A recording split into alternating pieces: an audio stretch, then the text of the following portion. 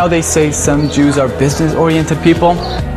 I say let's try to figure out a way that Israelis can build a few houses without the world getting upset, and these 40,000 Muslims have a place to live.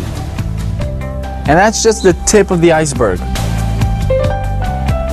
The whole point is that Jews have plenty of relatives all over the world, and each of these relatives have so-called the right of return, which they're more than happy to exercise at their convenience.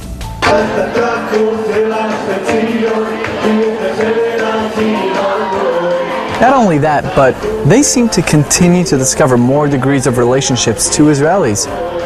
And researchers are now finding connections to Jewish heritage all over the world. In the Amazon, they're finding scripts with Aramaic on them, and even take the case of the Pashtuns. Well, apparently these 40 million Pashtuns have the right of return, even though this generation won't admit it. Their grandfathers remember how they used to lit the candles. I wonder what's going to happen when they start exercising their right of return. Now, that's going to be a spectacle. Religions that are practiced here may outnumber the nations. The most important part of this, though, is Jerusalem, the capital of Israel. It's located right here.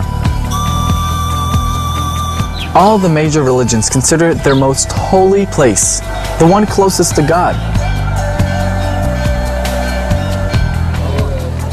All of the eras, all of humanity is concentrated here. You just need to visit it once to understand it. Here, Christians have their Church of the Holy Sepulchre. Hebrews, their Wailing Wall. Foundation stone, the hub of the universe, is here.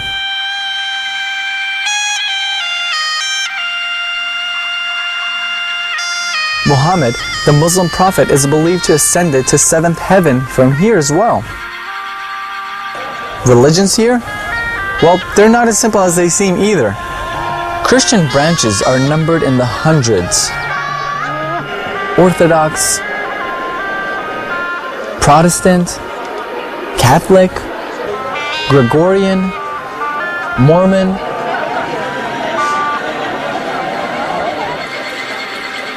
Don't forget the Hebrews, of course. Jews just can't tolerate it if it's all the same for everyone. So they had to break it into 4 branches. Orthodox, Conservative, Eastern, and this, whatchamacallit, Progressive? You'd think they'd stop there, right? But nope, they had to go and subdivide them into even more categories. Such a pain to try and list them all. Muslims are represented by the Sunni and the Shias.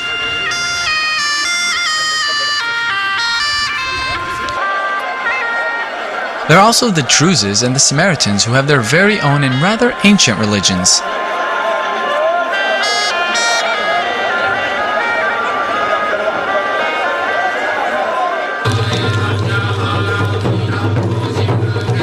Japanese Shintoists come here every year specifically to do their traditional march.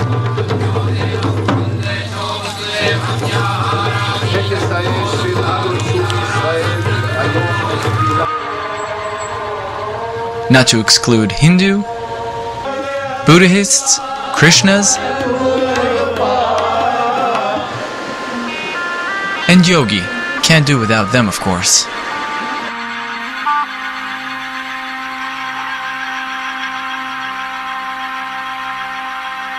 The Baha'is settled in Haifa. Can't help but love the Baha'is. Pretty churches with peacocks and flowers everywhere. The foundation of their religion is the love for beauty. I don't know.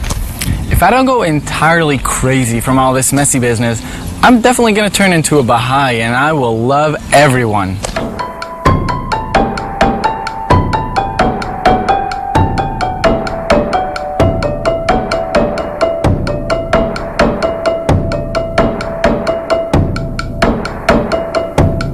If we're honest, the true believers, just like any other country, are only about 18%. The majority of people are only religious on holidays or are atheists altogether. It's a country of deep contrast. But what a contrast.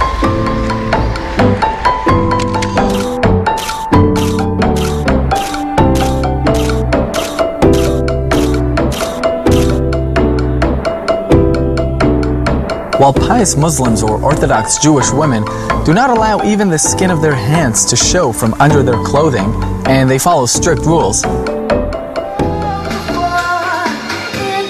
the night town lures you in with strip clubs and various other temptations. 100,000 gays marching around and about the so-called Pride Parade. Can you imagine? Not for the likes of the Orthodox, for example.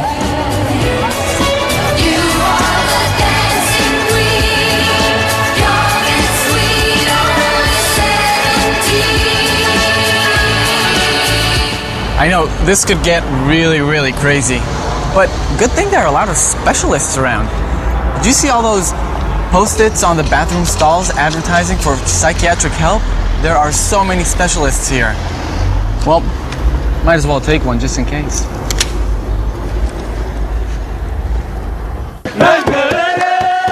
What other kind of entertainment here? Well, take Ethiopians. Some of them gather together and bang on Ethiopian drums and dance their native Ethiopian dances.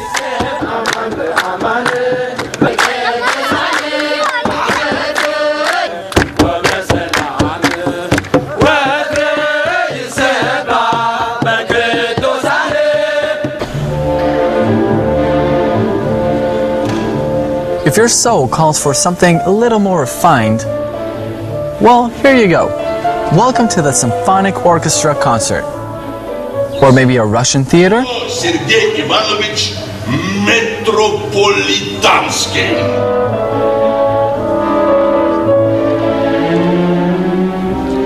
Art lover? There's a museum for you. Or better yet, come to Jaffa. Where else in the world can you see such artist towns? This country has quite a few of them.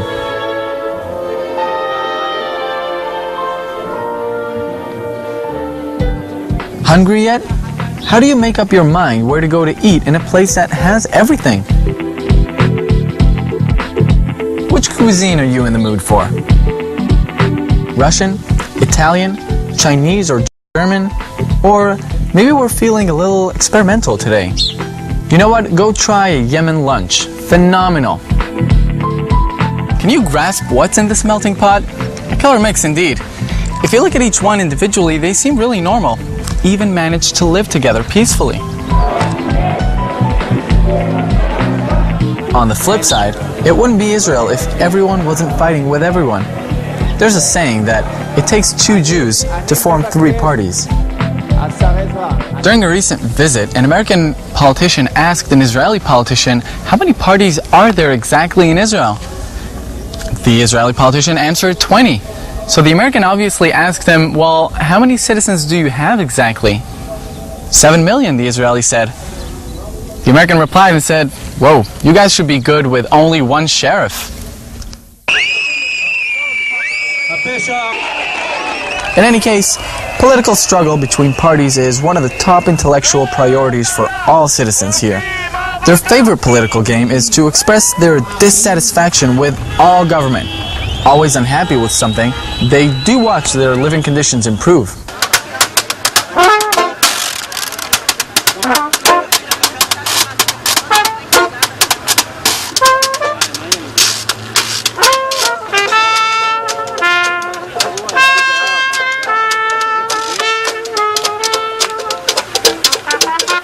A block away is a street where people have fun, say hellos and goodbyes, greet and meet their friend. Basically a pretty normal street. To sum it all up, there are plenty of reasons to be religiously excited here, especially when you witness all the religions praying together pretty much in the same area, each one of them thinking that they have the direct line to God.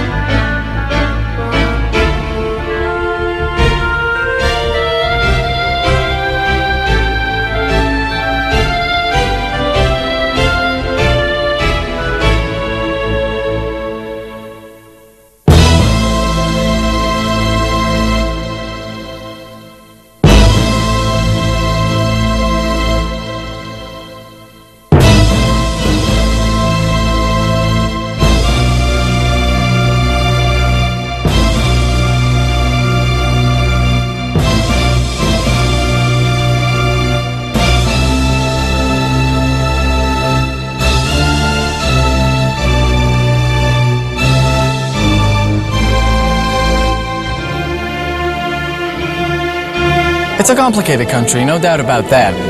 This place is sparkling, so full of life. It has everything in the world except peace. This place is really, really interesting. Interesting not only to those who live here permanently, but also to anyone who visits. Why? Maybe it's because people are attracted to what they can't explain. Or maybe there's something Jewish inside of all of us. Who knows?